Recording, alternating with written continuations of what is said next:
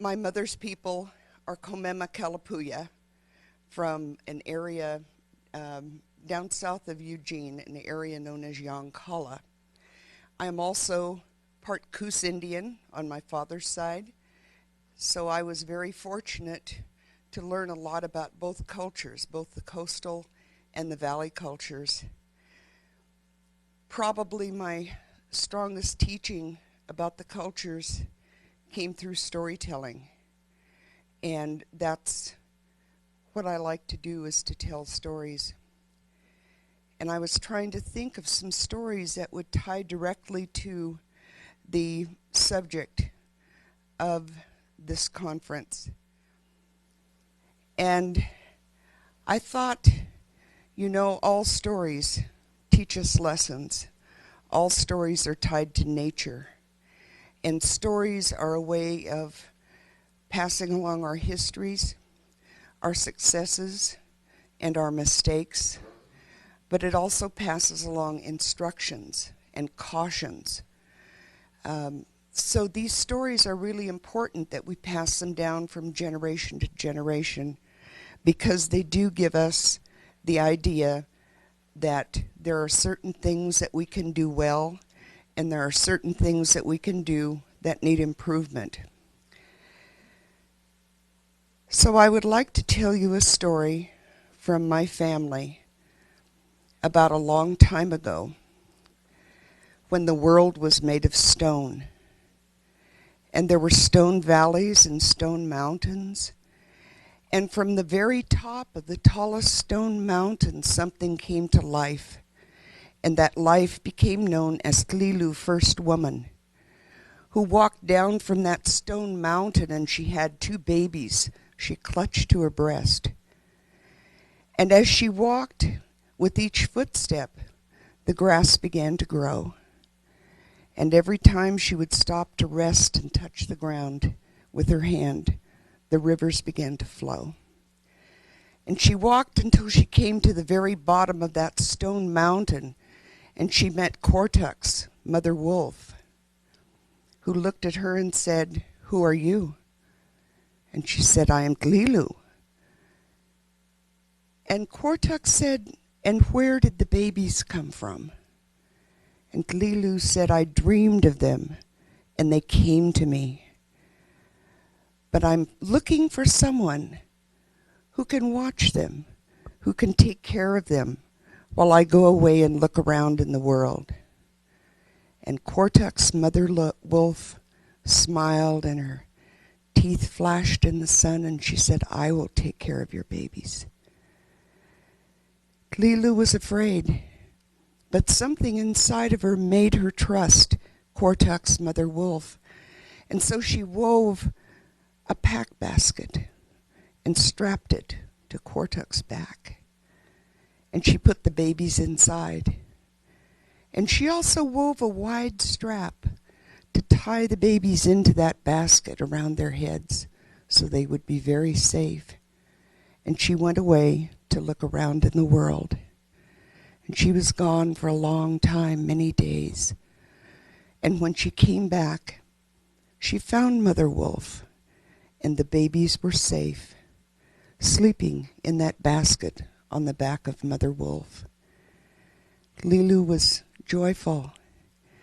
She unstrapped the strap from the baby's head, took the babies from the basket, and noticed that something was different.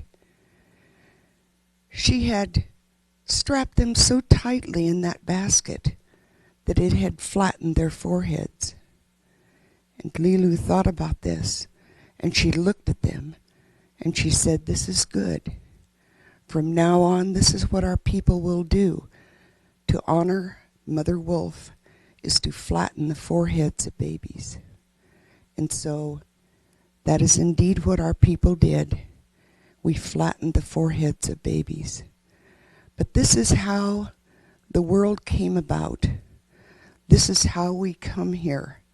We come here from certain origins, from the mountains that are made of stone. Some of the remnants that still remain in the Willamette Valley and the Upper Umpqua Valley. Now, it was not long after that that Lilu, first woman, set out into the world to go to the places that she had found and to take her babies there. And she took her babies to the most beautiful places, the places where there was food, the places where there was companionship, and she raised those babies to become the first people. But along the way, she saw Kunswoenik, rattlesnake, who came up to her and said, "I will not harm you. I will not harm you because I know that you're a good person." And Kunswoenik, the rattlesnake, said, "Don't fear me because of my teeth. Don't fear me because of the noise that I make. Always, when you see me, sing a song. And always, when you see me, turn around 3 times. And that's what our people do when we see rattlesnakes. But Kunswoenik said, "Come with me. We have work to do." And Lilu and the babies went with Kunswoenik and went to a wide prairie. Rattlesnake rose up and sang a song. And with the singing of that song, coming as a very tall figure, came the person we know as Slila, Skunk Woman, who stood there with both arms upraised and said, "Now it will begin." And with that, the prairie began to burn. And it burned for many, many days. Lilu was frightened of this. She was frightened of fire. And she protected her babies and wondered what had happened to the animals that lived on the earth. Kunswoenik said, "You shouldn't worry. These are things that happen. These are things that make the world better." And when the fires became nothing but black soil, Lilu looked out over the prairie as the new plants began to grow.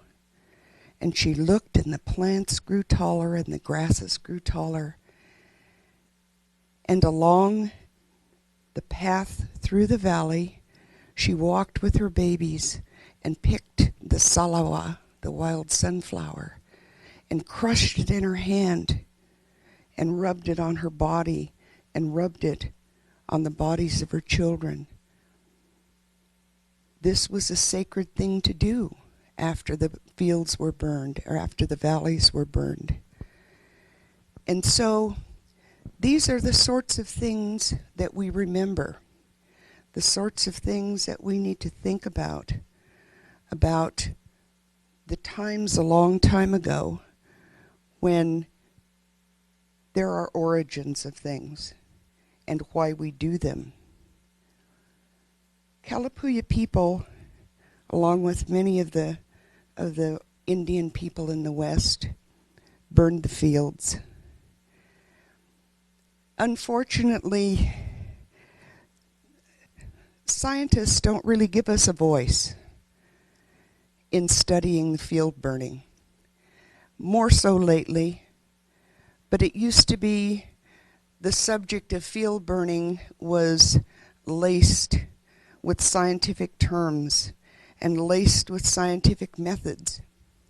The scientists don't realize that you can't effectively burn a field until there are 5 days of ceremony, until Skunk Woman signals that burn. And there are certain things that are done before a burn to make it effective, to make it sacred, and to make it personal.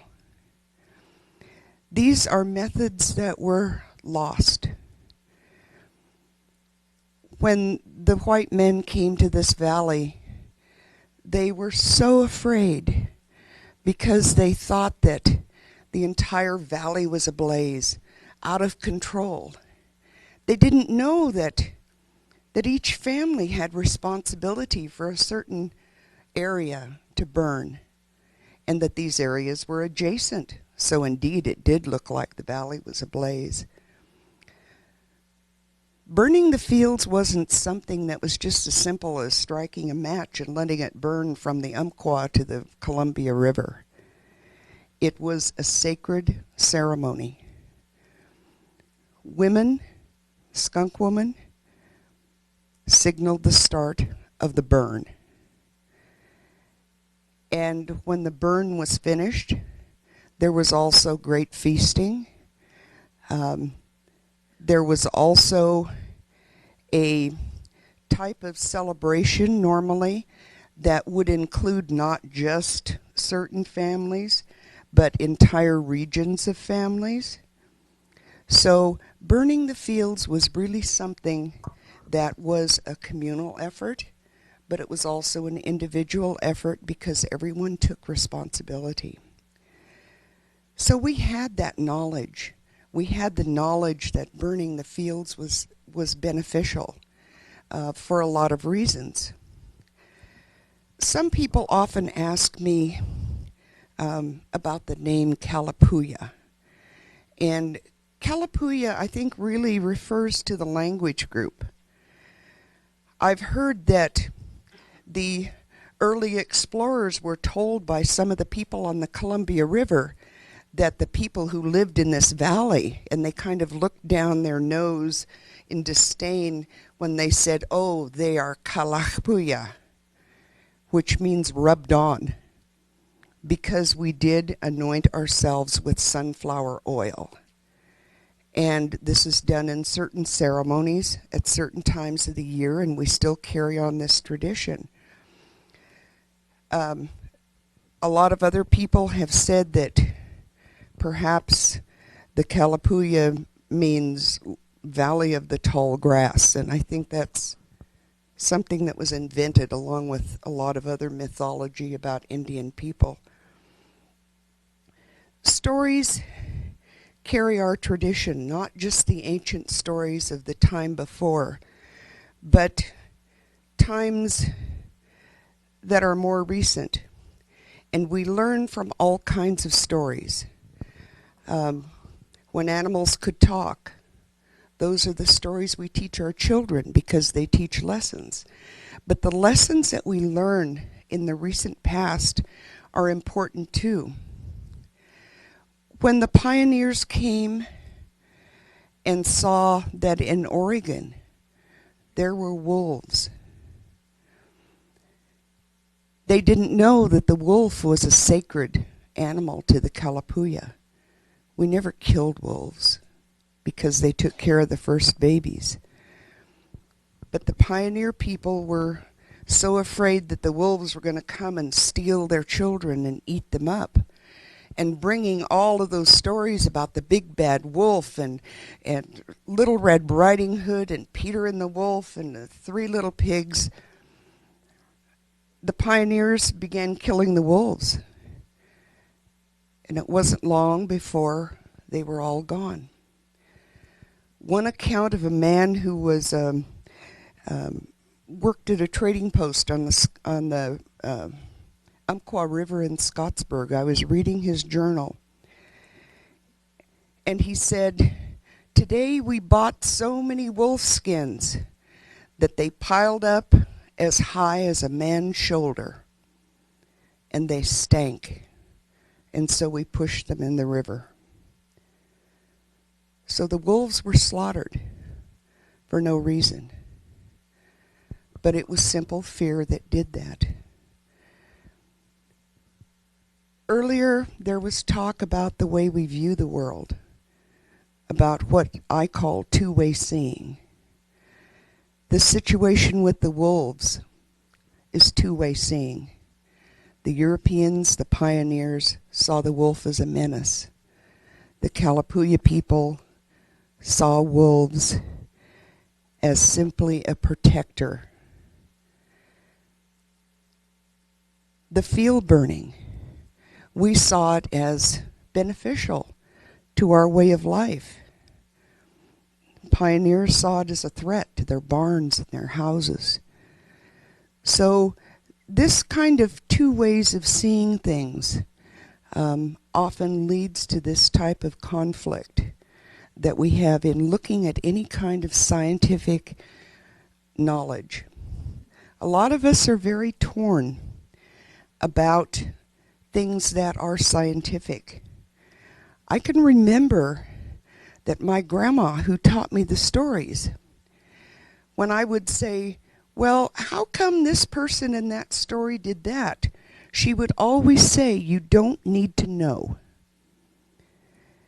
And I grew up on a dairy farm. That's what we did. My dad, when we finally got some milking machines, and I said, how do those work? He said, you don't need to know. And it wasn't just because I was a girl, but he didn't know how they worked. But he just knew that they worked. You don't need to know that. It's not important. Even later in life, when some miraculous new thing or television, I said, how does that work? My dad said, you don't need to know. So there are certain things that we take for granted, but we accept them. And sometimes the inquiring mind, according to many observers, our inquiring mind doesn't go quite as far as other people's. That those people who are involved in studies of science and very sophisticated studies want to know the infinite details of knowledge and what makes things work. With Native people, we don't take so much for granted, but we accept what is. And I think sometimes that plays a lot on our complete lack of Indian people who are in the sciences, is that there is not that ingrained need to know how things work. We accept them. We accept the walking mountains and the disappearing rivers because it's the way the world is. And even if we knew, my dad used to say, even if you know how it works, it's not going to change it or make it different.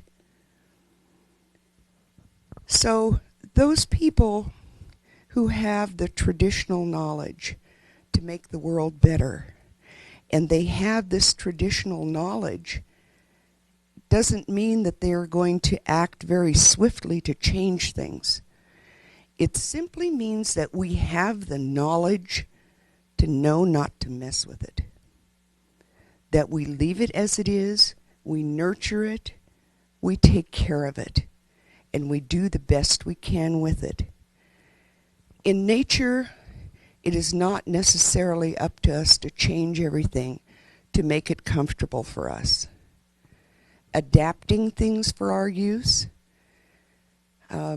carving canoes, making houses, even burning the fields, is not so much changing things but adapting them.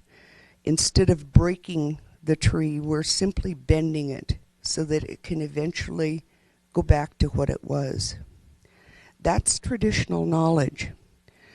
Knowing what plants are used, knowing what kinds of trees are used.